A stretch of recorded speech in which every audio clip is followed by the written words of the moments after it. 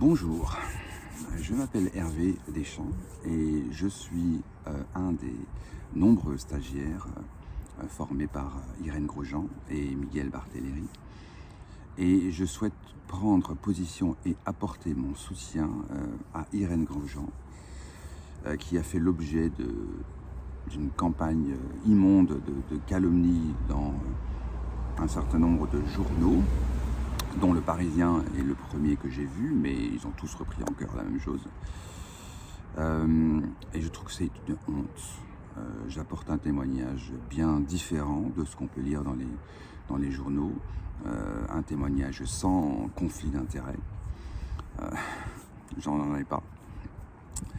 À part ma gratitude envers Irène. Et au lieu d'exprimer une certaine gratitude envers cette dame qui a quand même 92 ans, on l'attaque. Et pourquoi je trouve ça honteux, c'est que cette Irène a soigné des milliers de personnes. Elle a eu le temps et a formé des centaines de thérapeutes. Et voilà comment on la traite. Il y a eu une confusion abominable, une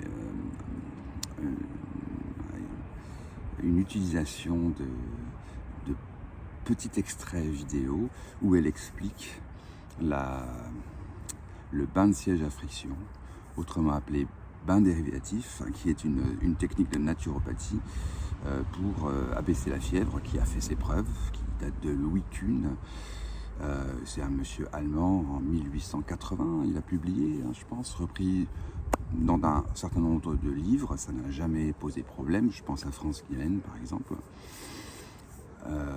Ça n'a juste pas posé de problème jusqu'à ce qu'un dénommé l'extracteur, quelqu'un qui avait copieusement attaqué quelqu'un à parti pris, qui se cache, je n'ai jamais vu son visage évidemment, qui se cache derrière un écran, ça me fait penser à un de ces adolescents. Bref. Et bon, c'est l'idiot utile, parce que derrière il y a des intérêts, évidemment. Le naturel vend moins. Il faut être naïf pour penser que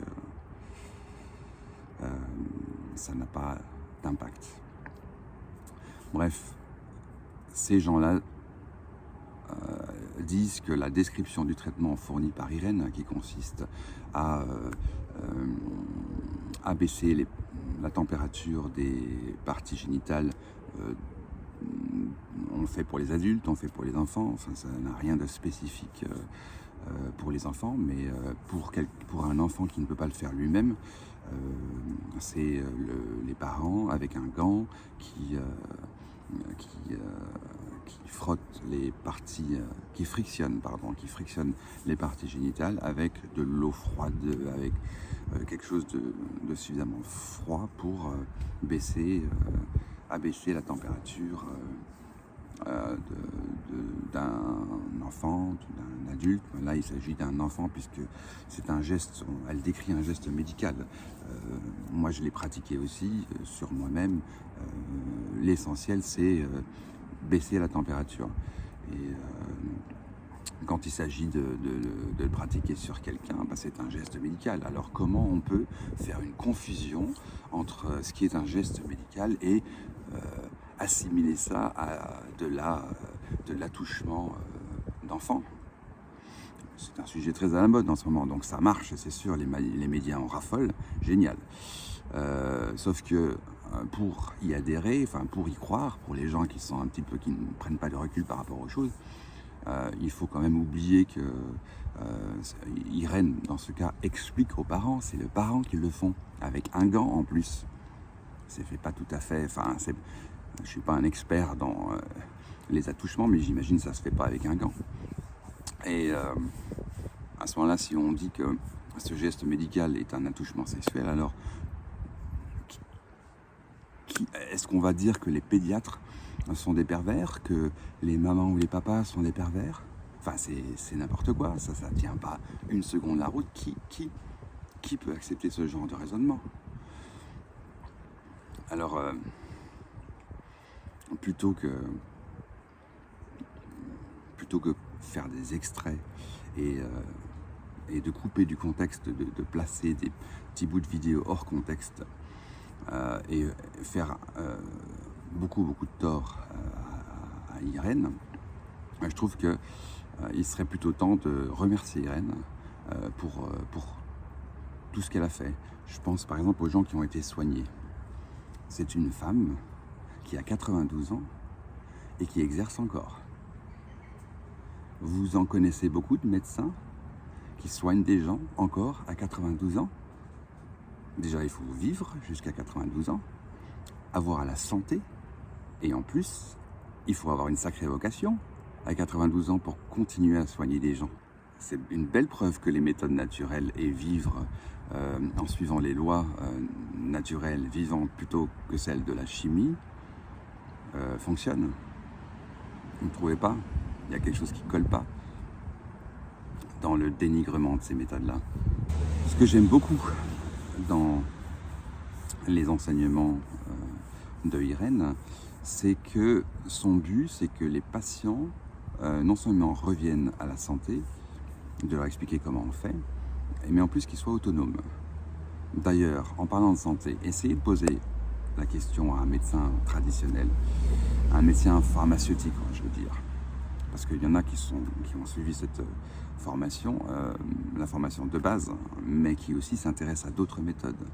Donc il y a des médecins qui ont la vocation et d'autres médecins qui ne sortent jamais du cadre de ce qu'on leur a enseigné.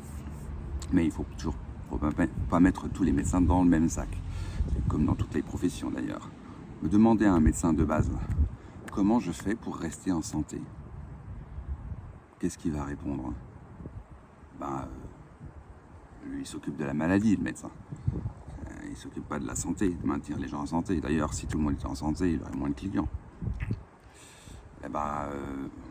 Faites un peu d'exercice et puis mangez équilibré. Mais c'est quoi manger équilibré? Manger un peu de tout. Quelqu'un comme Irène, elle va expliquer ce que c'est que manger vivant.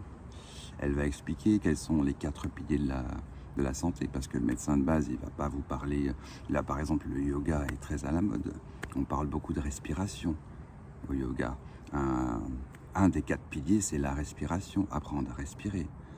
Combien de sportifs, de nouveaux sportifs, doivent... Ça peut paraître ridicule, mais on ne sait pas vraiment bien respirer. Ça s'apprend. Et on l'apprend dans le domaine sportif et du yoga. En général, c'est les deux populations qui savent le mieux respirer. Mais aussi vivre en santé, ça s'appuie sur du repos, de l'alimentation et surtout le sujet qui était connu avant, mais qui s'oublie, c'est le nettoyage. Essayez d'obtenir ce genre d'explication de la part d'un médecin pharmaceutique. Ils ne savent pas, on ne les a pas formés pour ça. Leur formation, ça consiste à faire correspondre une arborescence de symptômes, on va dire, avec une arborescence de médicaments. Et voilà. Par contre, la médecine préventive n'est pas du tout dans cette logique-là. Il s'agit d'éviter de tomber malade, de rester en santé. Et Irène est la première à expliquer que les deux médecines, toutes les techniques de médecine contribuent à la médecine. C'est comme de dire, parler de médecine alternative, médecine parallèle, et tous ces termes. En fait, toutes les techniques de médecine sont recevables dès l'instant qu'elles donnent des résultats et aident les gens à rester en santé. Donc pourquoi opposer les unes aux autres? Et c'est pas du tout ce que fait Irène d'ailleurs. Elle va être la première à nous expliquer qu'on est bien content, par exemple en cas de crise cardiaque, d'avoir un médicament d'urgence pour stopper la crise cardiaque. Mais si on s'arrête là, si on ne va pas chercher la cause, ou la cause de la crise cardiaque, on n'est pas dans le préventif, on est juste dans l'urgence. Et c'est ce qui arrive la plupart du temps. Et donc, la personne reste dépendante du médicament quand ça va bien pour éteindre la crise, une approche purement réactive. Et l'enseignement d'Irène diffère complètement de ça. Au lieu de maintenir les gens dans la maladie, elle leur apprend à revenir à la santé et à se soigner, à devenir autonome dans le soin qu'ils s'apportent. Et ça me parle beaucoup plus qu'une approche qui vise à faire un maximum de profit en maintenant les gens dans la maladie. Il n'y a qu'à prendre par exemple l'insuline, dans le cas d'un insulino-résistant, donc diabète de type 2. Le corps résiste, ne réagit plus à de l'insuline. Qu'est-ce qu'on fait? Eh bien, on ajoute encore plus d'insuline, qui coûte cher. Heureusement qu'elle a la sécurité sociale. En fait, on la paye, mais bon. Et donc, évidemment, le corps devient encore plus résistant à l'insuline. Et il faut encore plus de doses d'insuline. Et la personne reste dans ce cercle infernal tant qu'elle n'a pas la chance de tomber sur un médecin correct, éthique, avec une certaine déontologie et plus d'ouverture d'esprit, et peut-être moins de conflits d'intérêts, malheureusement, et heureusement qu'il y en a des bons médecins qui vont dire, écoutez, qui vont prescrire un programme d'exercice et qui vont commencer à parler d'alimentation. Mais ça ne rapporte pas. Par contre, ça va dans le sens de la santé et l'intérêt des gens. Et c'est là, je trouve qu'il y a pas mal de gens qui pourraient dire merci à Irène, qui a changé la vie d'adultes et de bien d'enfants, au lieu de l'attaquer. C'est pour ça qu'il faut absolument soutenir cette dame et non pas lui tourner le dos. Irène nous explique aussi beaucoup l'importance des nettoyages. Ça, c'est un sujet qui me fascine parce que c'est quelque chose que nos ancêtres connaissaient. Se nettoyer, se purger, il y a plusieurs méthodes. Ça se pratiquait avant beaucoup au changement de saison, printemps et automne. Les animaux le font, ils le savent, leur instinct leur dit. Mais nous, non. Non, c'est bien plus facile d'avaler un médicament. En plus, ça rapporte plus.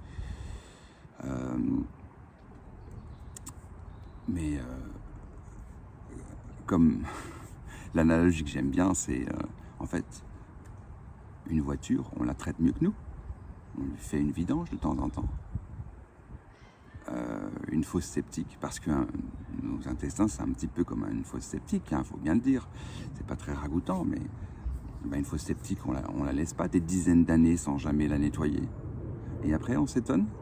Certaines maladies dégénératives soi-disant, qui nous tombent dessus, par hasard. Vous êtes sûr? C'est bien d'avoir quelqu'un comme Irène et toutes les personnes qui nous ont formés, qu'elle a formés, pour expliquer le pourquoi du comment de ça et comment éviter. Ça en sauverait des vies. Et c'est autrement plus important de sauver des vies que de faire de l'argent, non? Je pense qu'on a tous quelqu'un dans notre famille ou dans notre cercle d'amis qui est parti comme ça, d'une maladie dégénérative. Ceux qui ont la chance d'avoir comme thérapeute une Irène Grosjean ou les personnes qu'elle a formées ont, je pense, beaucoup plus de chances de s'en sortir. Merci Irène, plutôt que la calomnie. Maintenant, les gens qui préfèrent que sur Doctolib, parce qu'il s'agissait de Doctolib, il n'y ait plus que de la médecine pharmaceutique, ça veut dire qu'ils ne souhaitent plus avoir d'ostéopathe, pas de médicaments, d'acupuncture, de réflexologie, d'hypnose, de naturopathie, de traitement avec les plantes. Vous avez vraiment envie que la médecine soit purement pharmaceutique? Et je dis pas d'opposer les uns aux autres, mais pourquoi on ne pourrait pas vivre ensemble? Pourquoi les gens ne pourraient pas choisir la médecine qui leur convient? Pourquoi en imposer certaines et en interdire d'autres? Est-ce que c'est vraiment dans votre intérêt, dans l'intérêt de vos familles, de vos amis? Là où je trouve que c'est bien d'écouter des gens qui ont une autre approche des soins, une approche complémentaire. Et je ne fais pas forcément d'opposition. Par contre, j'invite tout le monde à garder un petit discernement là-dessus. Vous rappelez les médecins de plateau qui nous parlaient de 95% d'efficacité? Enfin, ça, c'est un message qui venait d'une société qui était déjà à 3 milliards de pénalités financières d'amendes aux US pour divulgation de fausses informations. Donc ces gens-là disent notre médicament présente une efficacité de 95% et il faudrait les croire. Non, vous ne croyez pas que c'est un petit peu difficile à croire au premier abord? Au moins ça devrait éveiller un petit peu la méfiance, et qui testent eux-mêmes leurs médicaments. Et après il y avait cette idée que une fois que 70% de la population aura été traitée, on atteindra l'immunité collective. Ah ben ça a vite été oublié une fois qu'on les a dépassés, parce qu'on n'a jamais atteint cette immunité apparemment, puisque les gens continuaient à être malades et à transmettre.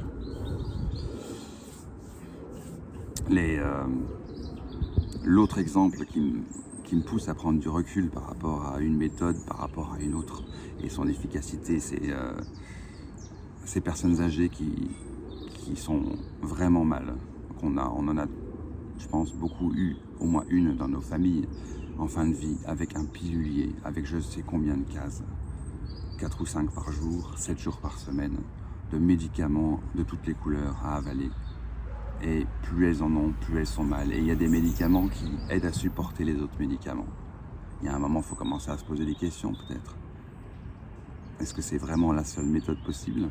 Heureusement, des fois, ces personnes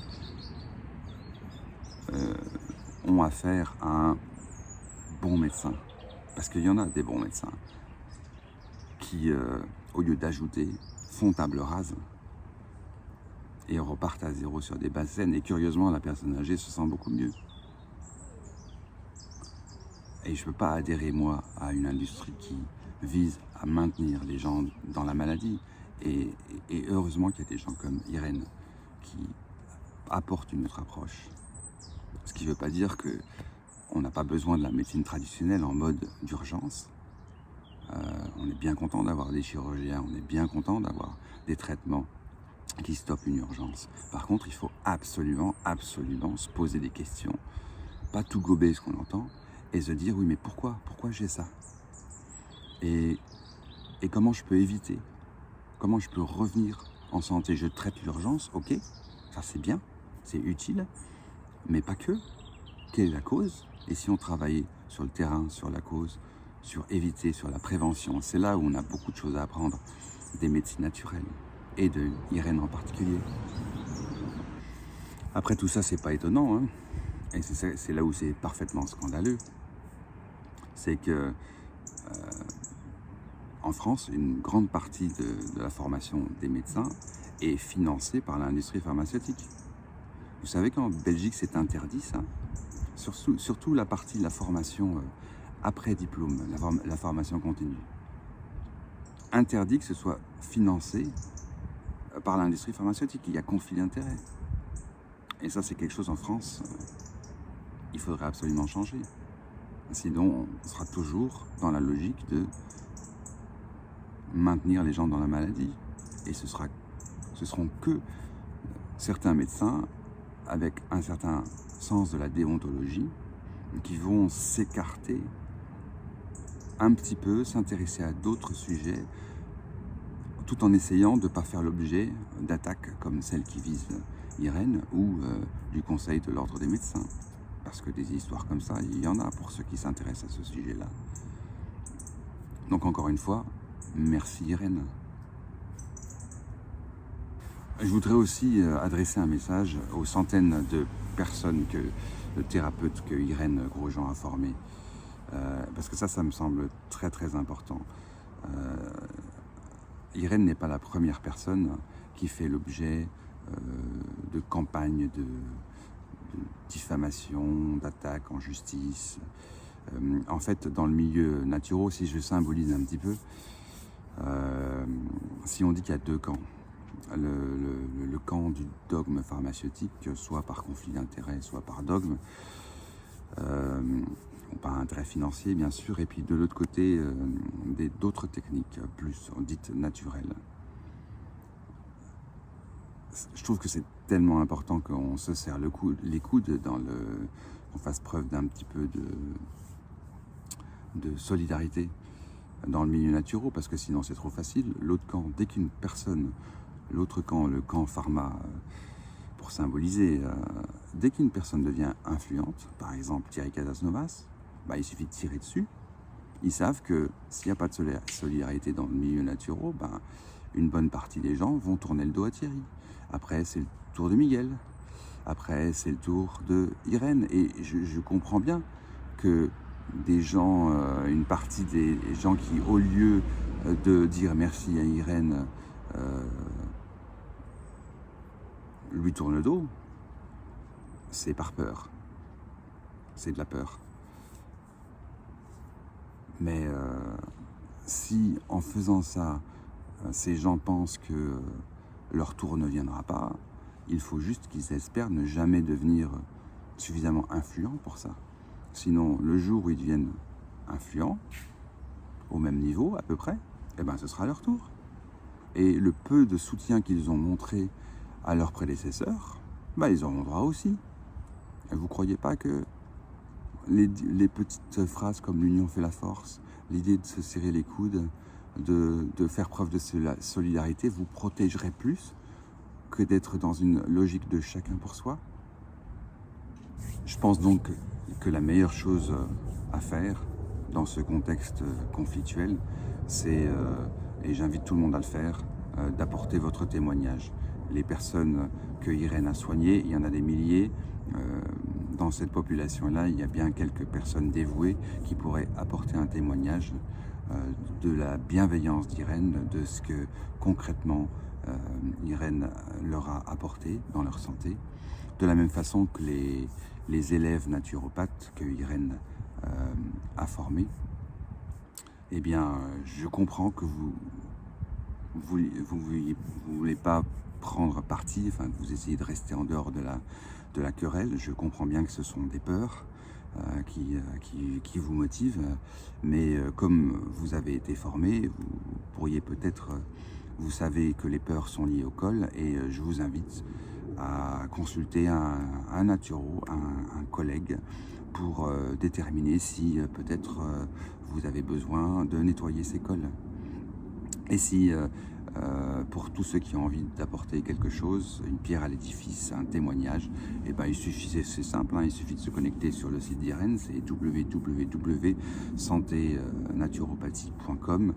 Il y a un bouton, j'ai été voir, il y a un bouton bleu, je crois, qui est marqué contacter, contactez-moi, un petit formulaire, et puis soit écrire quelque chose, soit demander comment apporter votre petite pierre à l'édifice. Et je pense que ce sera vraiment une démarche bien plus constructive et dans l'intérêt de tout le monde de faire ça. Voilà. Merci pour votre patience de m'avoir écouté.